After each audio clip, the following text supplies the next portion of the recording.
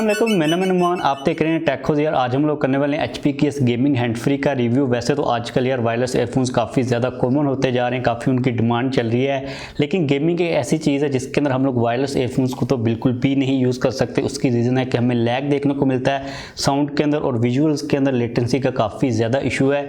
इसीलिए जो गेम्स है उन्होंने हमारे ये जो वायर वाले एयरफोन्स है इनको ज़िंदा रखा हुआ है। इस हैंडफ्री को मैंने चाइना से इम्पोर्ट करवाया, ये पाकिस्तान के अंदर आप लोगों को बिल्कुल भी नहीं मिलेगी। इस वीडियो के एंड के ऊपर आप लोगों को मैं अपना एक्सपीरियंस भी शेयर करूंगा कि अगर आप लोग चाइना से कोई चीज़ इंपोर्ट करवा रहे हो इस वक्त तो आप लोगों को किन चीज़ों का ख्याल रखना है।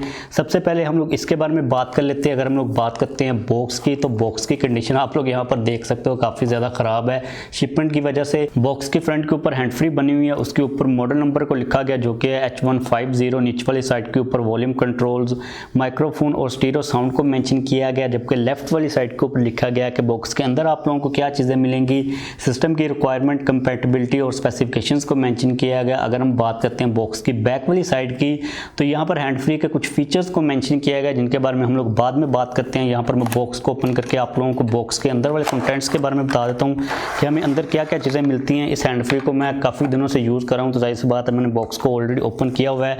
यहाँ पर आप लोगों को पेपर वर्क देखने को मिल जाता है जो कि प्रोडक्ट की सपोर्ट है। उसके अलावा यहाँ पर जो आपको दूसरा पेपर वर्क मिलता है ये आई थिंक क्या है, तो ये भी इसके बारे में लिखा गया कि आप लोगों ने इसको कैसे यूज़ करना है, हैंडफ्री के अंदर कौन कौन से कंट्रोल्स हैं। उसके अलावा वारंटी कार्ड हमें मिल जाता है। आई डोंट थिंक कि इसकी जो वारंटी है अब एप्लीकेबल होगी क्योंकि हमने चाइना से इंपोर्ट करवाई है। उसके अलावा बॉक्स के अंदर हमें एक्स्ट्रा एयर टिप्स देखने को मिल जाती हैं और एक कन्वर्टर आप लोगों को मिलता है कि इन केस अगर आप लोगों ने इसको ऐसी पोर्ट के अंदर लगाना है लैपटॉप या पीसी के अंदर जहाँ पर दो पोर्ट्स होती हैं, माइक्रोफोन की अलग होती है और आपके जो स्पीकर्स होते हैं हैंडफ्री उनकी अलग होती है, ये वाला कन्वर्टर भी देखने को मिल जाता है। अब मुझे पता है कि इस वीडियो को देखते हुए आप लोगों के माइंड के अंदर एक क्वेश्चन तो लाजमी तौर पर आ रहा होगा कि रोनिन R007 और इस हैंडफ्री के दरमियान क्या फ़र्क है, तो आप लोगों के साथ वो चीज़ भी मैं शेयर करूंगा। रोनिन R007 का जो रिव्यू है इस चैनल के ऊपर मैं ऑलरेडी अपलोड कर चुका हूं। तो ये है हमारी हैंडफ्री जिसको मैं यूज़ कर रहा था, इसलिए मैंने साइड के ऊपर इसको रखा हुआ था। सबसे पहले आप लोगों को मैं बता देता हूँ इसके डिज़ाइन और इसकी बिल्ड के बारे में। तो यहाँ पर आपको इसका जो जैक मिलता है ये एल शेप के अंदर नहीं मिलता, बेटर होता कि हमें एल शेप के अंदर मिल जाता, लेकिन ये हमें स्ट्रेट जैक देखने को मिलता है। उसके अलावा इसके जो यहाँ पर कंट्रोल्स हैं वो काफ़ी हद तक सिमिलर हैं रोनिन R007 से। इसके अलावा वॉल्यूम को कंट्रोल करने के लिए हमें बटन नहीं मिलता बल्कि एक स्लाइडर मिलता है जिसको आप लोग स्लाइड करके वॉल्यूम को अप और डाउन कर सकते हो। और इंटरेस्टिंग बात यह है कि ये वाला जो स्लाइडर है अगर आप लोग लैपटॉप वगैरह के अंदर इसको लगाकर भी इसको अप डाउन करोगे तो आपकी जो वॉल्यूम वो अप डाउन होगी। नॉर्मली जो हमें हैंडफ्रीज मिलती हैं उनके ये जो कंट्रोल्स होते हैं बटन वाले लैपटॉप के अंदर काम नहीं करते। इसके बाद अगर हम बात करते हैं इस हैंडफ्री के बारे में सबसे बेस्ट चीज़ की जो कि इसका डिज़ाइन यार काफ़ी ज़्यादा फ्यूचरिस्टिक इसका डिज़ाइन हमें मिलता है, काफ़ी कूल लुक मिल रही है यार। इस हैंडफ्री का जो डिज़ाइन है वो as compare to Ronin R007 काफ़ी ज़्यादा अच्छा है। इसके साथ हमें एक अटैचेबल माइक्रोफोन भी मिल जाता है जो कि लेफ्ट साइड के ऊपर लगता है। अगर हम बात करते हैं इस हैंडफ्री की कानों के अंदर फिटिंग की, तो इसकी जो फिटिंग है यार वो काफ़ी ज़्यादा अच्छी है, काफ़ी कंफर्टेबल है। ये इन एयर डिज़ाइन के साथ आती है और as compare to Ronin R007 इसकी फिटिंग भाई काफ़ी ज़्यादा अच्छी है। वो काफ़ी ज़्यादा मुझे डिस्टर्बिंग लग रही थी और आपको इसके अंदर नॉइज़ कैंसलेशन वगैरह तो मिलती नहीं है, लेकिन इसने आपके जो कानों का एरिया उसको काफ़ी हद तक कवर कर लिया है। जो नॉर्मल सी आपको एक होती है इंसुलेशन वो इसके अंदर देखने को मिल जाती है। As for as the quality of PUBG is concern, तो यार इसके ऊपर मैं काफ़ी दिनों से PUBG को प्ले कर रहा हूँ। PUBG के लिए बिल्कुल एक बेस्ट हैंडफ्री है। आप लोगों को जो फुट स्टेप्स मिलते हैं वो काफ़ी ज़्यादा अच्छे मिल जाते हैं।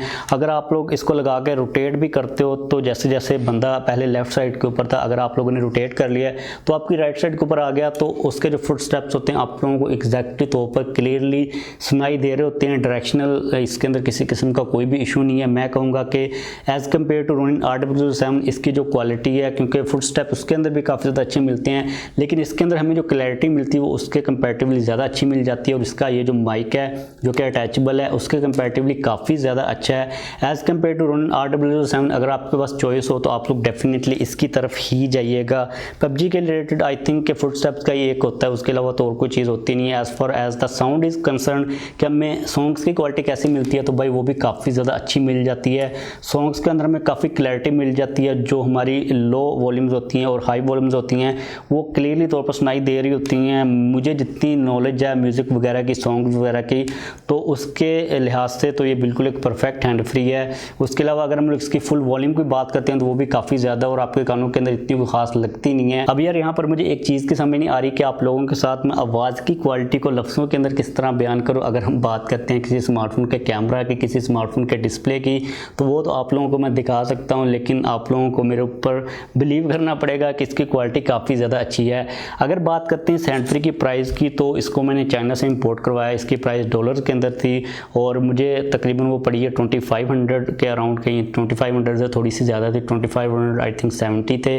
तो आप लोग कह लो कि आपको 2600 रुपये के अंदर ये चाइना से इंपोर्ट करवाने के ऊपर मिलेगी। इसके ऊपर किसी किस्म का कोई भी टैक्स नहीं है।